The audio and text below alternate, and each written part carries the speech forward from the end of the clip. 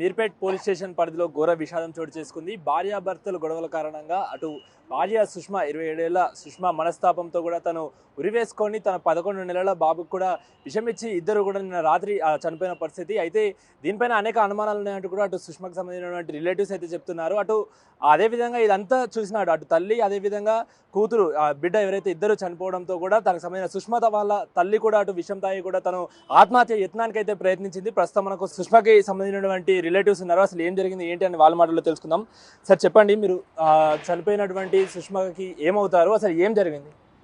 సుష్మాకు నేను పెద్దనాన్నను, మా తమ్ముని నా తర్వాత ఆయన కూతురు సుష్మా, వాళ్ళ భార్య లలిత. వాళ్ళు ఒక 25 ఏళ్ళ కింద 30 ఏళ్ళ కిందనే ఆయన చనిపోయింది, కృష్ణారెడ్డి. ఆయన చనిపోయిన తర్వాత ఒకటి నల్గొండలో ఉండి మా తరపున ఉండి మా అమ్మాయిని పెద్ద చేసింది. 2023 ఆగస్టులో పెళ్లి చేయడం జరిగింది, మేమందరం కలిసి అన్నదమ్ములము. తర్వాత ఏమైందేమో ఇద్దరి మధ్యన మరి ఎప్పుడు సతాయిస్తాడు అనేది మాత్రం కొంచెం తెలిసేది. అప్పుడప్పుడు మా సిస్టర్లకు చెప్పుకునేది. మేము ఫ్రీగా ఉంటాం, చిన్నప్పటి నుంచి మేము బాగా ఫ్రీగా ఉంటాం. మా మర్దలతోటైనా మా కోడలతోటైనా మేము ఒక రోజు పోతే కూడా ఆయన ఏమన్నాడంటే, నా ఫ్యామిలీ అంటే నువ్వు వాళ్ళమ్మ వాళ్ళ భార్యనే ఆయన ఫ్యామిలీ అంట. మేము ఎవ్వరం కారంట, మా అన్నలు మేము ఎవ్వరం ఆయన ఫ్యామిలీ కాదు. చిన్నప్పటి నుంచి సుష్మా గారు పెంచింది మీరే? మేమే పెంచినాం. మేము నలుగురు అక్క చెల్లెళ్ళం, 5 అన్నదమ్ములు. అయితే మా చిన్న తమ్ముడు చనిపోయాడు. చిన్న తమ్ముడికి ఒక్కటే బిడ్డ, 2 ఇయర్స్ ఉన్నప్పుడు మా తమ్ముడు చనిపోతే అందరం మా తమ్ముడు అనుకొని పెంచుకున్నాం మేము. మా తమ్ముడు లేడు కాబట్టి మా అన్నయ్యలు అయితే చాలా చేసిర్రు. మేము అందరం చూసుకున్నాం. హాలిడేస్ వస్తే మా దగ్గరే ఉండేది. అట్లా అయింది. మేము ఇంటికి పోతే అట్లా అన్నాడని మా కోడలు మా మర్దలు ఏడ్చింది. ఫంక్షన్ చేసుకొని వాళ్ళ అమ్మోళ్ళు అందరినీ పిలుచుకున్నాడు. మా ముగ్గురిని ఇగో ఈమెని ఆమెని నన్నే పిలిచిండు. వీళ్ళు ఆవిడేను మా ఇంకో అక్క ముగ్గురమే పిలిచిండు. మా బ్రదర్స్ ఎవరిని పిలవలేదు. వాళ్ళందరినీ పిలుచుకున్నాడు. ఆ రోజు మా మర్దలు మా కోడలు మస్తు ఏడ్చిర్రు. మేమే వద్దులు ఏం కాదు లేవే, ఏదో పోనీలే ఆయన అట్లా ఉన్నాడేమో అనుకున్నాం మేము. మళ్ళా ఇంట్లో బాగా ఎట్లా అంటే రొట్టె బాగాలేదని ఇసిరి కొట్టడము, ఇంకా అన్నం బాగాలేదని టార్చర్ పెట్టడము, కోలతోని ఇట్లా ఇసిరి కొట్టడము. కొట్టిందని నాకు తెలియదు కానీ ఇసిరి కొట్టడము, రొట్టె పేలము, అన్నము ఎప్పుడు ఏది బాగాలేదని చెప్పేసి ఎత్తేయడం, ఇవన్నీ చేస్తుండంటే మా మర్దలు ఏమన్నదంటే, నేను వీళ్ళ ఇంట్లో ఉన్నందుకే అట్లా చేస్తున్నాం, మేము వేరే ఇంట్లో ఉండు అని కూడా మేము చెప్పినాం. మా మర్దలు చెప్పిన అంటే ఇప్పుడు సుష్మా వాళ్ళ తండ్రి చనిపోయాక వాళ్ళ తల్లి కూడా పెళ్ళైనాక సుష్మాతో ఉంటుంది. 2 ఇయర్స్ నుంచే ఇల్లు కట్టడానికి కూడా మా తమ్ముని భూమి అమ్మి పెళ్లి చేసింది. ఇల్లు కూడా డబ్బులు మా మర్దలే కట్టింది. 50 లక్షలు ఆమె కట్టింది. కొన్ని యశ్వంత్ లోన్ తీసుకొని కట్టిండంట. ఆయన పేరు మీద రిజిస్ట్రేషన్ చేసుకున్నాడు. మాకు ఆస్తి గురించి కాదు కానీ మాకు న్యాయం కావాలి, మాకు న్యాయం కావాలి. అది అక్కడ ఉరేసుకుందనే సిచ్యువేషన్ కూడా అనుమానాస్పదంగా ఉంది. ఏంటంటే ఉరేసుకుంటే ఆ రకంగా ఒక ఫ్యాన్ ఒకటే రెక్కకు ఆ విధంగా ఒక 45-50 కేజీల మనిషి ఆగితే ఫ్యాన్ ఎట్లా ఉండాలి, వంగిపోయి ఉండాలి ఒకే రెక్కకుంటే. అది అనుమానాస్పదంగా ఉంది. ఏంటంటే చంపి తలిగించినట్టే అనిపిస్తుంది అక్కడ. ఇంకొకటి, నిన్న మార్నింగ్ మొన్న నైట్ గొడవ అయిందని చెప్పి వెళ్ళిపోయిండట. ఉదయం ఏం జరిగిందో తెలియదు. వెళ్ళిపోయిన ఆయన మరి ఎప్పుడు వచ్చిండో ఏమైందో కానీ ఇప్పుడు ఒక ఫ్యామిలీ అమ్మాయి తరపున బంధువులకు ఫస్ట్ చెప్పాలి కదా, అపార్ట్మెంట్లోనే కొందరికి చెప్పాలి కదా. అటువంటిది కూడా ఎవరు చెప్పకుండా ఆయన పక్కన లాక్ తీస్తలేరు లోపలని, పక్కన కిటికీ ఇరగొట్టుకొని ఒక గ్రిల్లు తీసి ఎట్లా పోగలుగుతాం ఒక్కడే లోపలికి. మేము కనీసం 1 కిలోమీటర్ కూడా ఉంటాం. మా చెల్లె వాళ్ళు మేము మళ్ళీ మా చెల్లె వాళ్ళ హస్బెండ్ క్లోజ్ యశ్వంత్కి, ఆయనకు చెప్పాలి కదా, ఆయన క్లోజే కదా, తెలియని వాళ్ళు కాదు. మేము రెగ్యులర్గా మాట్లాడుతాం, మా ఫంక్షన్లు అన్నిటికి వస్తాము. మా ఇంటి పక్కన టీఎన్ఆర్ వాళ్ళు ఉండేది, మా చెల్లె వాళ్ళు ఉండేది టీఎన్ఆర్, వీళ్ళు జయకృష్ణ ఎన్కిలు. ఇప్పుడు గొడవలు వాళ్ళిద్దరికి కూడా తరచు గొడవలు అయ్యేటి అని కూడా ఎందుకు, ఏమైనా రీజన్ ఉన్నదా గొడవలకి? ఎందుకు, దేనికోసం ఇదంతా? ఏం లేదు, మాకు చెప్పలేదు రీజన్ అని. కానీ ఆయనకు ఆవేశము ఆయన కండిషన్స్ ఎవ్వరింటికి రాలే. మా ఇంతవరకు మా పెళ్ళైన 2 ఏళ్ళు అయింది, ఎవ్వరింటికి పంపించకపోయేది. కనీసం ఒక సినిమా కూడా తీసుకపోకపోయేది, గుడికి కూడా పోలేదు. ఒక్కరోజు కూడా మాకు ఎప్పుడు చెప్పేది, నా బిడ్డ మంచిగా సుఖపడి ఉపయోగపడుతుందని ఇచ్చినాం. ఆయన మంచి పొజిషన్లు ఉన్నాడు కదా, మంచిగా చదువుకున్నాడు కదా, మంచిగా చూసుకుంటాడని చేసుకున్నాము. ఇట్లా చేస్తున్నాడు అని మాతో చెప్పి మా మరదలు ఏడ్చింది. మేము గొడవలు అవుతుంటాయి. సుష్మ ఎప్పుడైనా మీతో అంటే మీరు పెంచిన వాళ్ళు చిన్నప్పటి నుంచి మీరు పెంచారు ఎప్పుడైనా చెప్పుకుందా మీకు? కోపం ఇది ఒక్కటే, కోపం అనే చెప్పింది. కోపము ఇట్లా ఎత్తేస్తాడు, ఆవేశం చాలా ఉంటది, యశ్వంత్ తోని చాలా జాగ్రత్తగా ఉండాలి అత్త మేము అని చెప్పింది. అంతే, ఇంకేం చెప్పలేము మాతోటి. అంటే ఇప్పుడు లలిత గారు అంటే ఎవరైతే సుష్మ వాళ్ళ మమ్మీ ఉందో అసలు ఆవిడ ఎందుకు ఆత్మహత్య చేయడానికి ప్రయత్నించింది? ఆమె మేము అనుకునేది వాళ్ళు ఆ బిడ్డ అల్లుడు బిడ్డ ముగ్గురు గొడవ పెట్టుకున్నారని ఆయన చెప్తున్నాడు మాకు. వాళ్ళు ముగ్గురు పెట్టుకున్నారని చెప్తున్నారు. మళ్ళీ ఏమైందో ఏమో, ఆమెను చూసిందా ఆమె ఫస్ట్ ఆమె చనిపోయిందే చూసి ఈమె చనిపోయిందా మాకేం తెలియదు. ఇంకా మాకు అనుమానమే, అవన్నీ మాకు అనుమానాలు. అక్కడ చూసేది సిచ్యువేషన్, ఎందుకంటే పోలీసు వాళ్ళు వచ్చినప్పుడు లాక్ చేయాలి, రూమ్ లాక్ చేయాలి, లాక్ చేయలేదు. వాళ్ళు ఉన్నారు ఇంట్లోనే, నువ్వు ఎవిడెన్స్ మాకేం చూపించలేదు. మేమంతా రాత్రి అంతా ఉన్నాం, మేము 1 o'clock వరకు అక్కడ ఉన్నాం. శవాన్ని కూడా మా బ్రదర్స్ ఇద్దరు రాలేదండి, మేము తీయొద్దని చెప్పినాం. మేము అడ్డం పడ్డా కూడా వాళ్ళు కావాలా, వాళ్ళ చుట్టాలు వాళ్ళందరూ చేయకుండా తీసి ఉస్మానియాకి పంపించేసిరు. మా వాళ్ళు లేకుండా ఎట్లా చేస్తారండి అది? సార్ మీరు చెప్పండి, మీరు పెద్ద నాన్నగా చిన్నప్పుడు మీ తమ్ముడు చనిపోతే కూడా చిన్నప్పటి నుంచి పెంచి అందరూ కూడా కన్యాదానం మీ స్వయాన మీ చేతులతో కన్యాదానం చేసి కూడా పంపించారు. ఇప్పుడు వాళ్ళ గొడవల వల్ల ఇలా జరిగింది. ఏం చెప్తారు మీరు అసలు? నా పేరు సంజయ్ రెడ్డి అండి. మాదంతా ఉమ్మడి కుటుంబం. మేము 5 అన్నదమ్ములం. మా నాన్నగారు నపరొక్క 10 ఎకరాలు ఇచ్చిండు. 10 ఎకరాలు కూడా ఎవరికి చూసినా నిజం 10 కోట్లు వస్తాయి ఒక్కొక్క పాలకు. మా సుష్మకు కూడా 10 కోట్లు వస్తుంది మా దగ్గర. మాతో పాటు దాన్ని కూడా ఇచ్చినాం. ఎంతో గారాభంగా పెరిగింది మా దగ్గర. ఎందుకంటే ఒక్కతే ఆడపిల్ల, ఒక్క కొడుకు, వాడు చనిపోయిండు అనే ఉద్దేశంతో మా అందరిలో కలిసిమెలిసి ఉండేది మా అమ్మాయి. దాన్ని అట్లా డెవలప్ చేసుకుంటూ వచ్చినాం. ఇంజనీరింగ్ చేసింది, పీజీ చేసింది, 4 రోజులు జాబ్ చేసింది. ఉద్యోగం వచ్చిన తర్వాత పాపం కడప పిల్లగాడు పడ్డ తర్వాత బంద్ చేసింది ఉద్యోగం. అప్పటిదాకా ఉద్యోగం కూడా చేసింది. ఇది చేసి ఇప్పుడు ఎంత అగమ్య గోచరం అనుకోరాదండి.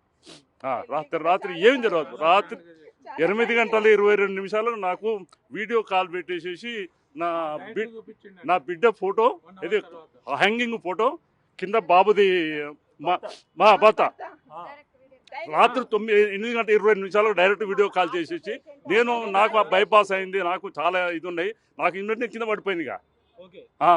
అటువంటి పరిస్థితుల్లో మా అందరు వచ్చేసి ఇచ్చేసేసి నేను రాలేకపోయాను. రాత్రి రాలేదు. ఏమని చెప్పిండి యశ్వంత్? ఫోన్ చేసి ఇట్లా జరిపోయింది చనిపోయింది అని చెప్పడా? డైరెక్ట్ వీడియో కాల్ చేసి వాళ్ళని చూపించి వీడియో కాల్ చేసింది.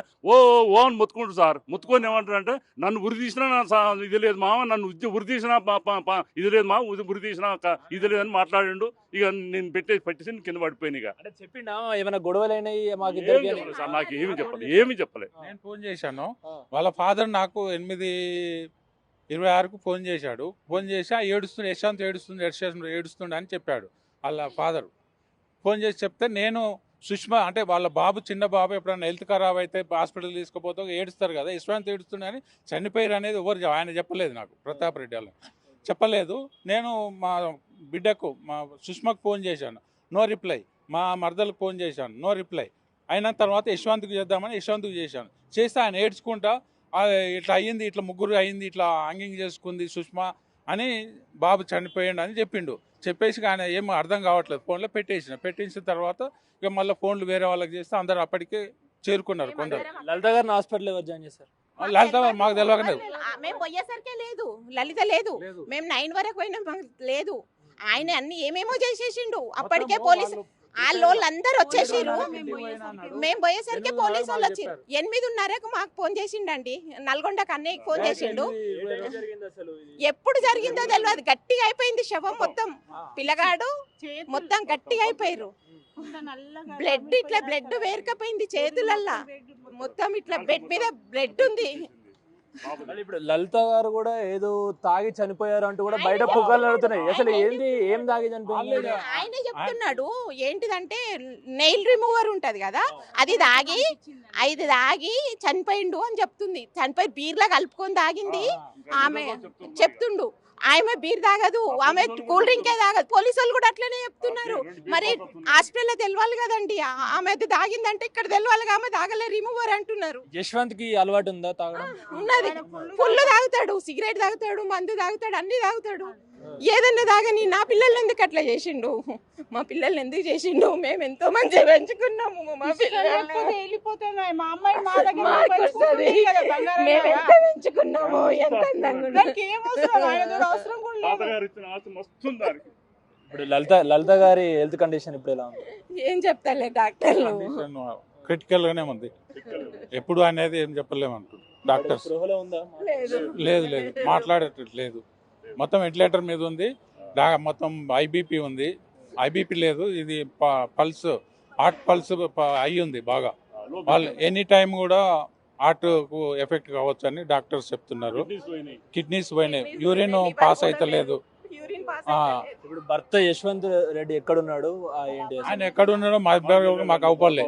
వాళ్ళ రిలేటివ్స్ ఎవరు మీకు అందుబాటులో లేరా? ఇక్కడ తిరుగుతున్నారు, వాళ్ళ రిలేటివ్స్ తిరుగుతున్నారు. ఏమంటున్నారు వాళ్ళ రిలేటివ్స్ ఏమంటున్నారు? వాళ్ళు ఇప్పటి వరకు ఏం మాట్లాడలేదు. మాట్లాడలేదు. రాత్రి పోతే మా వాళ్ళు కొందరు పోయినారు. రాత్రి వాళ్ళు మమ్మల్ని ఉండనియలేదు. బయటికి కొండి అన్నారు. రాత్రి వాళ్ళే ఉన్నారు. వాళ్ళే మేము సాక్ష్యాలు కూడా అన్ని తారుమారాయని అని మేము అనుకుంటున్నాం. అక్కడ సాక్ష్యాలు కూడా, ఎందుకంటే ముందు పోయి 8:30కి మాకు ఫోన్ చేసిండు అంటే అన్ని సాక్ష్యాలు మొత్తం తీసుకొని తర్వాత మాకు చెప్పిండని అనుకుంటున్నాం మేము. ఎప్పుడైతే ఇక్కడ ఇప్పుడు ఆ బాడీస్ అంటే వాళ్ళ సుష్మా ఇట్లా వాళ్ళ మృతదేహాలు ఎక్కడ? ఉస్మానియాలో ఉన్నాయి, మార్చరీలో ఉన్నాయండి. కాదండి, ఇంతవరకు వాళ్ళు అందరూ మేనేజ్ చేస్తున్నారు. ఇప్పటి వరకు కూడా దానికి పోస్ట్ మార్టానికి ఇప్పటి వరకు కూడా వాళ్ళు సపోర్ట్ చేస్తలేరు. సరే, ఇంకొకటి ఆ అబ్బాయి ఎవరైతే యశ్వంత్ రెడ్డి ఉన్నారో వాళ్ళ రిలేటివ్స్ మాతో మాట్లాడతలేరు, వాళ్ళ కుటుంబం కూడా మాతో మాట్లాడతలేరు అంటున్నారు. మీరు గారాబంగా పెంచుకున్నారు సుష్మాని, మరి అంత్యక్రియల విషయానికి వస్తే ఎవరు చేస్తారు ఏంటి? మేమే చేస్తాం, మేము తీసుకుపోతామండి. తాత ఇచ్చిన 10 ఎకరాల ల్యాండ్ ఉంది, తనకు ప్లాట్లు ఉన్నాయి, ఆడొక ఇల్లు ఉంది సొంతం, అక్కడే చేసుకుంటామండి. ఎందుకంటే మేము వదిలిపెట్టాం, ఎందుకంటే తనకు ఉన్నది, తాతగారు ఇచ్చిన జాగ ఉంది, దానికి ఇది ఉంది కాబట్టి అక్కడ ఆ జ్ఞాపకంతో వచ్చిన మేము చేసుకుంటాం అంతే. మేము వదిలిపెట్టాం. ఫైనల్ గా ఏం కోరుకుంటారు? ఎలాంటి న్యాయం కోరుకుంటారు? న్యాయం కావాలి సార్, అంతే. ఏదైనా న్యాయం కావాలి, మా కుటుంబానికి న్యాయం కావాలి. కోడల్ని ఆస్తి మొత్తం మాకు రావాలి. ఆమె వాళ్ళ దగ్గర ఏమేమి ఉన్నాయో అన్ని ఎవిడెన్స్, అన్ని ఏమేమి ఉన్నాయో అన్ని మాకు కావాలి. నిజం తెలవాలి. నిజం తెలవాలి. ఏంటంటే ఆమె ఎట్లా ఆత్మహత్యనా హత్యనా అనేది నిజం తెలవాలండి. అది మాకు కావాల్సింది న్యాయం. అది ఏంటంటే రాత్రి కూడా నిన్న పోలీసు వాళ్ళు వచ్చి మేము వస్తున్నామని ఆపమన్నా. నేను వచ్చాను రాత్రి 10:30 11 వరకు నేను వచ్చాను. వచ్చే వరకు కూడా ఆపలేదు. మా మరదలు ఇక్కడ హాస్పిటల్ ఉందంటే వాళ్ళు తీసుకుపోయారు అంటే ఇక్కడికి వచ్చినారు, డైరెక్ట్ వచ్చి అడ్మిషన్ చేసిన. వేరే హాస్పిటల్ తీసుకుపోతే వాళ్ళు చేసుకోలేదన్నారు. అప్పుడే ఇక్కడికి తీసుకొచ్చారు. వచ్చి మేము రాసుకొని మా బావగారు నేను ఇక్కడ ఉండి ఫీజు పే చేసి ఇక్కడ అడ్మిషన్ చేసి డాక్టర్లతో మాట్లాడి ట్రీట్మెంట్ స్టార్ట్ చేయించినాము. రాత్రి తెల్లవారులు ఇక్కడే ఉన్నాము. కానీ అక్కడ మాత్రం ఆ ఇంట్లో వాళ్ళందరూ మా వాళ్ళు పోదిన వాళ్ళని కూడా తొందర కిందికి దిగిండి తీసుకుపోయారు కదా, మీరెందుకుంటారు అని కిందికి దింపిరట ఇంట్లోకి వెళ్ళి. అక్కడ ఏం సాక్ష్యాలు ఉన్నాయి, ఏం మాయం చేయాలనుకున్నారో అంతకుముందే చేశారు. అవన్నీ అయితే జరిగినాయి అనేది నా ఉద్దేశం. అది నేను చూడలేదు అటువంటివి, కానీ ఉంటాయి కంపల్సరీ. అమ్మాయి సూసైడ్ చేసుకుంటే ఏదో రాసి పెడుతుంది కంపల్సరీ, అటువంటివి కూడా లేదు ఆడ. ఆ పోలీసు వాళ్ళు కూడా ఒక పోలీసు వాళ్ళు అంత అనుమానాస్పదంగా హ్యాంగింగ్ చేసుకుంటే పోలీసు వాళ్ళు సీల్ చేయాలి హౌస్ను, లేకపోతే ఆ రూమ్ అనే సీజ్ చేయాలి. అటువంటిది కూడా జరగలేదు అక్కడ. అందరు వాళ్ళు రాత్రి వాళ్ళ పేరెంట్స్ అందరూ అదే ఇంట్లో పండుకున్నారంట. అందరూ చుట్టాలు ఇప్పుడు కూడా అక్కడే ఉన్నారు. అది అటువంటి అప్పుడు పోలీసు వాళ్ళు సీజ్ చేసిపోవాలి కదా ఆ ఇంటిని, బయటికి వెళ్ళగొట్టి. మమ్మల్ని ఎలగొట్టారు, వాళ్ళందరూ ఇంట్లోనే ఉన్నారు. ఒకటి సార్ ఏంటంటే ముఖ్యంగా మా బిడ్డ ఏ పరిస్థితులు కూడా సూసైడ్ చేసే అంత తీసుకునే అంత పిరికిది కాదు సార్.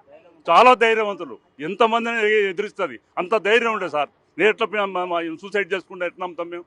వింటున్నారు కదా, ఏదైతే తమ బిడ్డ సుష్మా ఏదైతే ఉంటున్నారో తను సూసైడ్ చేసుకునే అవసరం తనకి లేదు, తను చాలా ధైర్యవంతురాలు. తన మృతిపై మాకు అనేక అనుమానాలు ఉన్నాయంటూ కూడా అటు సుష్మాకు సంబంధించినటువంటి బంధువులు చెప్తున్నారు. ఎందుకంటే తండ్రి చనిపోయినా కూడా వాళ్ళ రిలేటివ్స్ అందరూ కూడా ఎంతో గారాబంగా పెంచుకొని కన్యాదానం చేసి పెళ్లి చేసిన తర్వాత చిన్న గొడవల వల్ల ఇంత స్థాయికి అంటే చనిపోయే వరకు వస్తుందని కూడా మేము కూడా అనుకోలేదు. తన మృతిపైన మాకు అనేక అనుమానాలు ఉన్నాయి, ఖచ్చితంగా దీనిపైన సరైన దర్యాప్తు చేయాలి, మాకు న్యాయం చేయాలంటూ కూడా అటు సుష్మాకు సంబంధించిన రిలేటివ్స్ కోరుతున్న పరిస్థితి కనిపిస్తుంది. ఇప్పుడు చైతన్యతో అక్కడ టీవీ, హైదరాబాద్.